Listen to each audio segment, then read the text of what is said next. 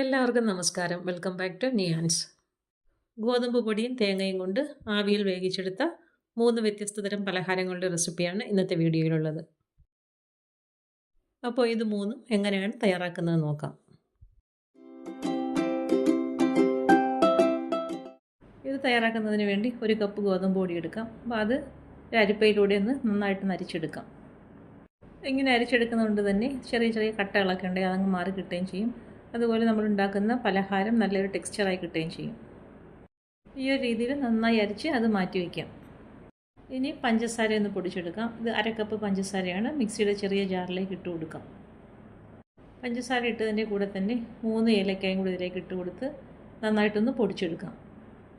1/2 cup പഞ്ചസാര ചേർത്ത് കൊടുത്തപ്പോൾ അത്യാവശ്യം നല്ല മധുരം ഉണ്ടായിരുന്നു. അപ്പം മധുരം അത്രയ്ക്ക് ആവശ്യമില്ലാത്തവർ 1/2 കപ്പിൽ കുറച്ച് ചേർത്ത് കൊടുത്താൽ മതി. ഈ ഒരു രീതിയിൽ പൊടിച്ചെടുത്തതിന് ശേഷം ഗോതമ്പ് മാവിലേക്ക് ചേർത്ത് കൊടുക്കാം. ഇനി നമുക്കിതിലേക്ക് ചേർത്ത് കൊടുക്കേണ്ടത് തേങ്ങയാണ്. അപ്പം അതും 1/2 കപ്പ് തേങ്ങ കൊത്താണ് എടുത്തിരിക്കുന്നത്. പഞ്ചസാര പൊടിച്ച അതേ ജാറിൽ തന്നെ ഇട്ട് കൊടുത്ത് ഒന്ന് പൊടിച്ചെടുക്കാം.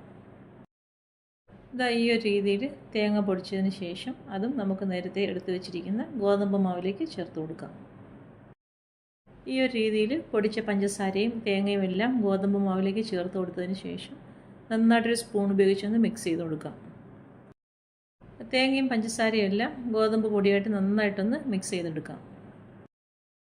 ഈ ഒരു രീതിയിൽ നന്നായിട്ട് മിക്സ് ആക്കിയതിന് ശേഷം ഇനി ഇതിലേക്ക് ചേർത്ത് കൊടുക്കേണ്ടത് പാലാണ്. 1/2 കപ്പ് പാലും കൂടി എടുത്തു വയ്ക്കാം. തിളപ്പിച്ച് തണുപ്പിച്ചെടുത്ത 1/2 കപ്പ് പാലാണ് എടുത്തു വച്ചിരിക്കുന്നത്. പാൽ ഇതിലേക്ക് ചേർത്ത് കൊടുത്ത് നന്നായിട്ടൊന്ന് മിക്സ് ചെയ്ത് കൊടുക്കാം. പാലൊഴിച്ച് മിക്സ് ആക്കിയതിന് ശേഷം കുറച്ച് വെള്ളം കൂടി ഇതിലേക്ക് ചേർത്ത് കൊടുക്കേണ്ടി വരും. അപ്പോൾ ഒരു 1/4 കപ്പ് വെള്ളവും കൂടി എടുത്തു വയ്ക്കാം. പാലൊഴിച്ച് മിക്സ് ചെയ്യുമ്പോൾ ഈ ഒരു രീതിയിലാണ് ഇരിക്കുന്നത്. ഇനി ഇതിലേക്ക് നമുക്ക് എടുത്തു വെച്ച വെള്ളവും കൂടി ചേർത്ത് കൊടുത്ത് വീണ്ടും നന്നായിട്ടൊന്ന് ഇളക്കി കൊടുക്കാം. ഇനി ഇത് നന്നായിട്ടൊന്ന് മിക്സ് ചെയ്തെടുക്കണം.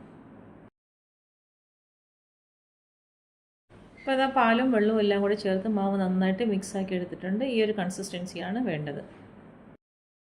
ഇനി ഇത് സെറ്റ് ചെയ്യാനുള്ള പാത്രം എടുക്കാം. അതിലേക്ക് കുറച്ച് ഓയിലെടുത്ത് നന്നായിട്ടൊന്ന് ബ്രഷ് ചെയ്ത് കൊടുക്കാം.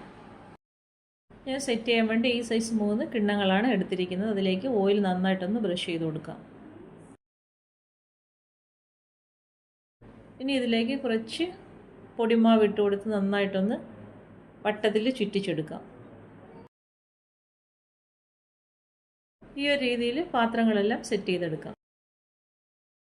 ഇനി നമ്മൾ നേരത്തെ തയ്യാറാക്കി വെച്ചിരിക്കുന്ന ബാറ്ററിലേക്ക് 1/4 ടീസ്പൂൺ ബേക്കിംഗ് സോഡ ചേർത്ത് കൊടുക്കാം.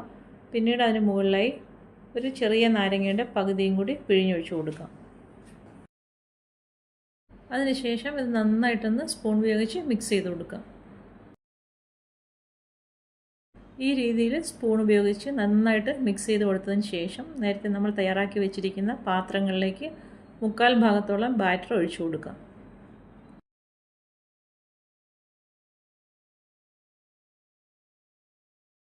ഈ ഒരു രീതിയിൽ നമുക്ക് എല്ലാ പാത്രങ്ങളും ഫില്ല് ചെയ്തെടുക്കാം.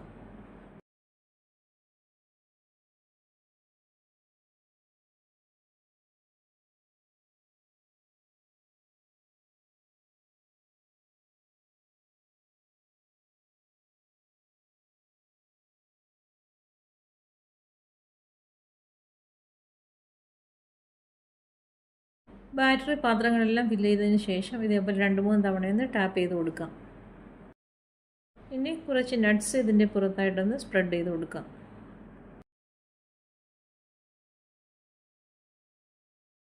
ഇനി ചൂടായി കിടക്കുന്ന സ്റ്റീമറിലേക്ക് ഈ പാത്രങ്ങൾ ഓരോന്നും വെച്ച് കൊടുത്ത് മൂടി വയ്ക്കാം. ഇനി ഫ്ലെയിം മീഡിയത്തിലാക്കിയതിന് ശേഷം 25-30 മിനിറ്റോളം ഇതൊന്ന് വേവിച്ചെടുക്കാം. ഇപ്പോൾ ഇത് 1/2 മണിക്കൂർ കഴിഞ്ഞ് തുറന്നപ്പോഴെല്ലാം നന്നായി സെറ്റായി വന്നിട്ടുണ്ട്.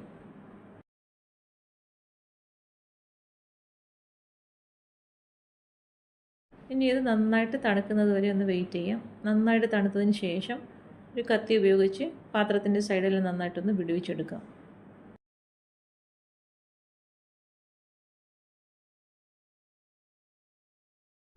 ഈ ഒരു രീതിയിൽ ചുറ്റും നല്ലതുപോലെ ഒന്ന് ഇളക്കി കൊടുത്തതിന് ശേഷം കയ്യിലേക്ക് വെച്ച് കൊടുത്ത് നന്നായിട്ട് തട്ടി ഒന്ന് ഇളക്കിയെടുക്കാം. അപ്പോൾ അതായത് കണ്ടില്ല എത്രത്തോളം സോഫ്റ്റ് ആണെന്നുള്ളത്. നന്നായിട്ട് സെറ്റായി വന്നിട്ടുണ്ട്. ഈ ഒരു രീതിയിൽ തേങ്ങയും ഗോതമ്പ് പൊടിയും കൊണ്ട് ഈ ഒരു ഐറ്റം തയ്യാറാക്കി നോക്കുക. സൂപ്പർ ടേസ്റ്റാണ്.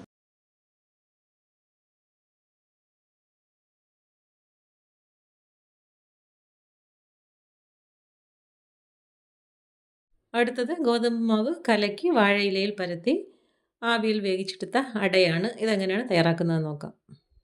ഈ അട തയ്യാറാക്കുന്നതിന് വേണ്ടി ഒരു ഫില്ലിങ് റെഡിയാക്കി എടുക്കാം. അതിനുവേണ്ടി ഒരു പാൻ അടുപ്പിലേക്ക് വെച്ച് കൊടുത്ത് 1 ടേബിൾ സ്പൂൺ നെയ്യ് ഒഴിച്ചു കൊടുക്കാം. അതിലേക്ക് അരക്കപ്പ് തേങ്ങ ചിരകിയത് ഇട്ട് കൊടുത്ത് ചെറുതായിട്ടൊന്ന് റോസ്റ്റ് ചെയ്തെടുക്കാം. മീഡിയം ഫ്ലെയിമിലിട്ട് തേങ്ങ ഒരു 30 സെക്കൻഡോളം ഒന്ന് ഇളക്കി കൊടുക്കാം. പിന്നീട് അതിലേക്ക് ചേർക്കേണ്ടത് അവലാണ്. ഞാനിവിടെ അരക്കപ്പ് അവലാണ് എടുത്തിരിക്കുന്നത്. അതും കൂടി അതിലേക്ക് ചേർത്ത് കൊടുക്കാം. വീണ്ടും നല്ലതുപോലെ ഒന്ന് ഇളക്കി കൊടുക്കാം. അവലും ഇട്ട് കൊടുത്ത് അതേപോലെ ഒരു 30 സെക്കൻഡ് ഒന്ന് ഇളക്കി കൊടുക്കാം. പിന്നീട് അതിലേക്ക് വേണ്ടത് മധുരത്തിന് ആവശ്യമായ ശർക്കരയാണ്. ഞാൻ ഇതിലേക്ക് അരക്കപ്പ് ശർക്കര ചിരകിയതും കൂടി ചേർത്ത് കൊടുക്കുന്നുണ്ട്. ശർക്കര ഇട്ട് കൊടുത്ത് വീണ്ടും നല്ലതുപോലെ ഒന്ന് മിക്സ് ചെയ്ത് കൊടുക്കാം.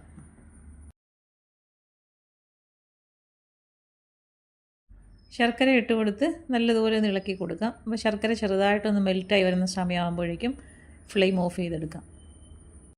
അപ്പോൾ ഫില്ലിങ് തയ്യാറായി കഴിഞ്ഞ് ഇനി നമുക്ക് അടയുണ്ടാക്കാം. അതിനുവേണ്ടി 1 കപ്പ് ഗോതമ്പ് മാവ് ബൗളിലേക്ക് ഇട്ട് കൊടുക്കാം. അതിലേക്ക് ആവശ്യത്തിനുള്ള ഉപ്പും കൂടി ചേർത്ത് കൊടുക്കാം. പിന്നെ 1/4 കപ്പ് വെള്ളമാണ് വേണ്ടത്. അപ്പം വെള്ളം കുറേശ്ശെയായിട്ട് മാവിലേക്ക് ഒഴിച്ചു കൊടുത്ത് നന്നായിട്ടൊന്ന് മിക്സ് ചെയ്തെടുക്കാം. വെള്ളം പലതവണയായിട്ട് വേണം ഇതേപോലെ ഒഴിച്ചു കൊടുക്കാൻ. അപ്പോൾ ഒട്ടും കട്ടയില്ലാതെ നന്നായിട്ട് അതിനെ ഒന്ന് കലക്കിയെടുക്കാം. അപ്പോൾ അത് എടുത്ത് വെച്ചിരുന്ന 1 കപ്പ് വെള്ളം ഇതിലേക്ക് ചേർത്ത് കൊടുത്തു. ഇനി ഒരു 1/4 കപ്പ് വെള്ളവും കൂടി വേണ്ടി വരും. അപ്പോൾ അതും കൂടെ ചേർത്ത് കൊടുത്ത് നല്ലതുപോലെ ഒരു ബാറ്റർ തയ്യാറാക്കിയെടുക്കാം. കറക്റ്റ് 1/4 കപ്പ് വെള്ളമാണ് ഈ 1 കപ്പ് ഗോതമ്പ് പൊടിക്ക് വേണ്ടി വന്നത്. ഈ ഒരു പരുവത്തിൽ മാവ് കലക്കിയെടുത്തിട്ടുണ്ട്. ഇനി അട തയ്യാറാക്കാൻ വേണ്ടി വാഴയില കഴുകി വൃത്തിയാക്കി ഒന്ന് വാട്ടിയെടുക്കണം. പിന്നീട് മാവ് കോരി ഇതേപോലെ ഒഴിച്ച് നന്നായിട്ട് കനം കുറച്ച് നമ്മൾ ദോശ ഉണ്ടാക്കുന്ന ആ ഒരു പരുവത്തിൽ ഇതിനെ പരത്തിയെടുക്കാം. ഇനി ഇതിൻ്റെ ഒരു സൈഡിലായിട്ട് ഫില്ലിങ് നിരത്തി കൊടുക്കാം. പിന്നീട് മറു സൈഡ് കൊണ്ട് കമഴ്ത്തി ഇതേപോലെ വാഴയില മടക്കി കൊടുക്കാം. എന്നിട്ട് സൈഡൊന്ന് പ്രസ് ചെയ്ത് കൊടുക്കാം. അടുത്തതും ഈ ഒരു രീതിയിൽ മാവ് കോരി ഒഴിച്ച് നന്നായി പരത്തി കൊടുക്കാം. പരത്തി കൊടുത്തതിന് ശേഷം ഒരു ഭാഗത്തായിട്ട് ഫില്ലിങ് വെച്ച് കൊടുക്കാം. പിന്നീട് മറുവശം കൊണ്ട് കമഴ്ത്തി വാഴയില മടക്കി കൊടുക്കാം. പിന്നീട് സൈഡൊന്ന് പ്രസ് ചെയ്ത് അതേപോലെ അട തയ്യാറാക്കി എടുക്കാം.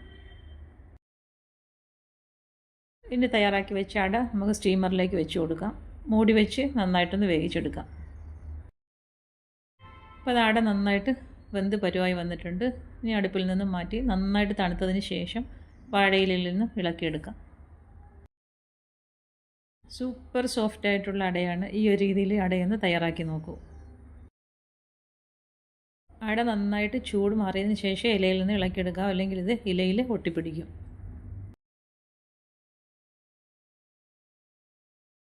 ഈ ഒരു രീതിയിൽ ഗോതമ്പ് മാവ് കൊണ്ട് കലക്കി ഒഴിച്ച് അട തയ്യാറാക്കി നോക്കൂ. സൂപ്പർ സോഫ്റ്റും ടേസ്റ്റുമാണ്.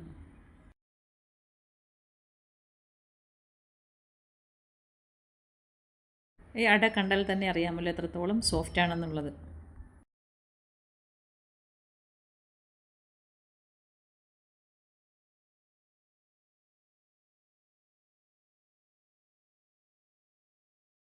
അടുത്തത് ഗോതമ്പ് പൊടിയും നേന്ത്രപ്പഴവും തേങ്ങയും എല്ലാം കൂടി ചേർത്ത് ആവിയിൽ വേവിച്ചെടുത്ത പലഹാരമാണ്. എങ്ങനെയാണ് തയ്യാറാക്കുന്നത് നോക്കാം. ഇത് തയ്യാറാക്കുന്നതിന് വേണ്ടി 1 കപ്പ് ഗോതമ്പ് പൊടിയാണ് എടുത്തിട്ടുള്ളത്. അത് ഇതേപോലെ അരിപ്പയിലേക്ക് ഇട്ട് കൊടുത്ത് നന്നായിട്ടൊന്ന് അരിച്ചെടുക്കണം. അപ്പോൾ കട്ടയൊന്നും ഇല്ലാതെ നന്നായിട്ട് കിട്ടാൻ വേണ്ടിയാണ് ഇങ്ങനെ ഒന്ന് അരിച്ചെടുക്കേണ്ടത്. ഈ ഒരു രീതിയിൽ നന്നായിട്ട് അരിച്ചെടുത്ത് മാറ്റി വയ്ക്കാം. ഇനി മധുരത്തിന് ആവശ്യമായ 1/2 കപ്പ് പഞ്ചസാര മിക്സിയുടെ ജാറിലേക്ക് ഇട്ട് കൊടുക്കാം. അതിലേക്ക് 2 ഏലക്കായും കൂടി ഇട്ട് കൊടുത്ത് ഒന്ന് പൊടിച്ചെടുക്കാം. ഈ ഒരു രീതിയിൽ നന്നായിട്ടൊന്ന് പൊടിച്ചെടുത്തതിന് ശേഷം നമ്മൾ നേരത്തെ അരിച്ച് മാറ്റി വെച്ചിരിക്കുന്ന ഗോതമ്പ് പൊടിയിലേക്ക് പഞ്ചസാരയും കൂടി ചേർത്ത് കൊടുക്കാം. പൊടിച്ച പഞ്ചസാര അതിലേക്ക് ചേർത്ത് കൊടുത്തതിന് ശേഷം ഇനി ആ മിക്സിയുടെ ജാറിലേക്ക് തന്നെ കുറച്ച് തേങ്ങാക്കൊത്തും കൂടി ഒന്ന് പൊടിച്ചെടുക്കണം. ഏകദേശം ഒരു 1/2 കപ്പോളം തേങ്ങാക്കൊത്തുണ്ട്. അത് ജാറിലേക്ക് ഇട്ട് കൊടുത്തൊന്ന് പൊടിച്ചെടുക്കാം. ഈ ഒരു രീതിയിൽ പൊടിച്ചതിന് ശേഷം അതും ഇനി ആ ഗോതമ്പ് പൊടിയിലേക്ക് ചേർത്ത് കൊടുക്കാം. ഇനി എല്ലാം കൂടി നന്നായിട്ട് ഇതിനെ ഒന്ന് മിക്സ് ചെയ്തെടുക്കാം. അപ്പോൾ ഈ ഗോതമ്പ് പൊടിയും പഞ്ചസാരയും തേങ്ങയും എല്ലാം കൂടി നന്നായി മിക്സ് ആകത്തക്ക രീതിയിലൊന്ന് ഇളക്കി കൊടുക്കാം. ഇത് ഇളക്കി കൊടുത്തതിന് ശേഷം മാറ്റി വയ്ക്കാം. ഇനി നമുക്ക് ഒരു നേന്ത്രപ്പഴമാണ് വേണ്ടത്. നന്നായിട്ട് പഴുത്തൊരു നേന്ത്രപ്പഴം. അത് തൊലി കളഞ്ഞൊന്ന് കട്ട് ചെയ്ത് വയ്ക്കാം. ഇനി ഇതിലേക്ക് വേണ്ടത് അരക്കപ്പ് പാലാണ്. പാല് മിക്സിയുടെ ജാറിലേക്ക് ഒഴിച്ചു കൊടുക്കാം. പിന്നീട് ഇതാ നേരത്തെ എടുത്ത് വെച്ചിരുന്ന നേന്ത്രപ്പഴം കട്ട് ചെയ്തതും കൂടി അതിലേക്ക് ഇട്ട് കൊടുത്ത് നന്നായിട്ടൊന്ന് അരച്ചെടുക്കാം. ഈ ഒരു രീതിയിൽ നന്നായി അരച്ചെടുത്തതിന് ശേഷം എടുത്ത് വെച്ചിരിക്കുന്ന ഗോതമ്പ് പൊടിയിലേക്ക് ഒഴിച്ചു കൊടുക്കാം. ഇനി നന്നായിട്ട് ഇതിനെ ഒന്ന് മിക്സ് ചെയ്ത് കൊടുക്കണം. ഇതിലേക്ക് ഇനി നമ്മൾ വെള്ളം ചേർത്ത് കൊടുക്കേണ്ടി വരും. ഇപ്പോൾ നല്ല തിക്കായിട്ടാണ് ഇത് മിക്സ് ചെയ്തെടുക്കുമ്പോൾ ഇരിക്കുന്നത്. അപ്പോൾ ഇനി നമുക്ക് ആ മിക്സിയുടെ ജാറിലേക്ക് തന്നെ കുറച്ച് വെള്ളം ഒഴിച്ച് ഇതിലേക്ക് ഒഴിച്ചു കൊടുക്കാം. ആവശ്യത്തിന് കുറേശ്ശെ ഒഴിച്ചു കൊടുത്ത് നല്ലൊരു തിക്ക് ബാറ്ററായിട്ടാണ് വേണ്ടത്. ഇതാ ഈ ഒരു രീതിയിൽ കുറേശ്ശെയായിട്ട് വെള്ളം ഒഴിച്ചു കൊടുത്തൊന്ന് മിക്സ് ചെയ്തെടുക്കാം. ഇതാ ഇത് കണ്ടില്ലേ, ഈ ഒരു കൺസിസ്റ്റൻസിയാണ് വേണ്ടത്. അപ്പോൾ ഈ ഒരു രീതിയിൽ ഈ ബാറ്റർ തയ്യാറാക്കിയെടുക്കാം. ഇനി ഇത് സെറ്റ് ചെയ്യാനുള്ള പാത്രത്തിലേക്ക് ആക്കി കൊടുക്കണം. അപ്പം ഞാൻ ഇതേപോലെ കേക്ക് ടിന്നാണ് എടുത്തിരിക്കുന്നത്. അതിലേക്ക് ഓയിലൊന്ന് ബ്രഷ് ചെയ്ത് കൊടുക്കാം. ഇനി ഇതേപോലെ കുറച്ച് പൊടി ഇട്ട് കൊടുത്ത് നന്നായിട്ട് എല്ലായിടത്തും ഒന്ന് കോട്ട് ചെയ്തെടുക്കാം. അപ്പം കേക്ക് ടിൻ ഇല്ലാന്നുണ്ടെങ്കിൽ നമ്മൾ ഏതെങ്കിലും സ്റ്റീൽ പ്ലേറ്റോ പാത്രമോ ഏതെങ്കിലും എടുത്താലും മതിയാകും. ഇനി തയ്യാറാക്കി വെച്ചിരിക്കുന്ന ബാറ്ററിലേക്ക് ഒരു നുള്ളു ഉപ്പും 1/4 ടീസ്പൂൺ ബേക്കിംഗ് സോഡയും 1 ടീസ്പൂൺ നാരങ്ങ നീരും കൂടി ഒഴിച്ചു കൊടുക്കാം. ഇനി നന്നായിട്ട് ഇതിനെ ഒന്ന് മിക്സ് ചെയ്ത് കൊടുക്കണം. അത് ചേർത്ത് കൊടുത്ത ബേക്കിംഗ് സോഡയും നാരങ്ങ നീരും ഉപ്പും എല്ലാം മാവിലെല്ലാം ഒരേപോലെ ആകത്തക്ക രീതിയിൽ ഇതേപോലെ നന്നായിട്ടൊന്ന് ഇളക്കി കൊടുക്കാം. ഇനി നമ്മൾ തയ്യാറാക്കി വെച്ചിരിക്കുന്ന പാത്രത്തിലേക്ക് ബാറ്റർ ഒഴിച്ചു കൊടുക്കാം.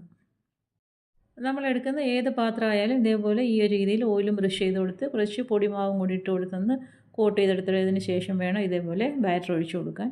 അപ്പോൾ ഈ ഒരു രീതിയിൽ ബാറ്റർ എല്ലാം ഒഴിച്ചു കൊടുത്തതിന് ശേഷം 3-4 തവണ ഇതിനെ ഒന്ന് ടാപ്പ് ചെയ്തെടുക്കണം. അപ്പോൾ അതിനകത്ത് എന്തെങ്കിലും എയർ ബബിൾസോ അങ്ങനെ എന്തെങ്കിലും ഉണ്ടെങ്കിൽ അത് പോകാൻ വേണ്ടിയാണ്. അപ്പോൾ ഈ രീതിയിൽ നന്നായിട്ട് ഇതിനെ ഒന്ന് ടാപ്പ് ചെയ്തെടുക്കാം. ഇനി ഇതാ വെള്ളം ഒഴിച്ച് വെച്ചിരിക്കുന്ന സ്റ്റീമറിലേക്ക് ഇത് വെച്ച് കൊടുത്തതിന് ശേഷം മൂടി വെച്ച് കൊടുക്കാം. ഒരു 35-40 മിനിറ്റ് കൊണ്ട് തന്നെ നന്നായി പരുവായി കിട്ടും. ഇപ്പോൾ എന്താ ഞാൻ വെച്ച് കൊടുത്തതിന് ശേഷം 40 മിനിറ്റ് ആയിട്ടുണ്ട്. അപ്പോൾ നന്നായിട്ട് സെറ്റായി വന്നിട്ടുണ്ട്. നമുക്ക് സ്ക്വയർ ഉപയോഗിച്ച് ഇതേപോലെ ഒന്ന് കുത്തി നോക്കാം. അപ്പോൾ അതായത് ഇതിലേക്ക് ഒട്ടും മാവൊന്നും വന്നിട്ടില്ല. അപ്പോൾ നന്നായിട്ട് പരുവായിട്ടുണ്ടെന്നാണ് അർത്ഥം. അപ്പോൾ ഇനി നന്നായിട്ട് തണുത്തതിന് ശേഷം ഇതേപോലെ സൈഡിൽ നിന്നൊക്കെ ഒന്ന് വിടുവിച്ച് കൊടുക്കാം.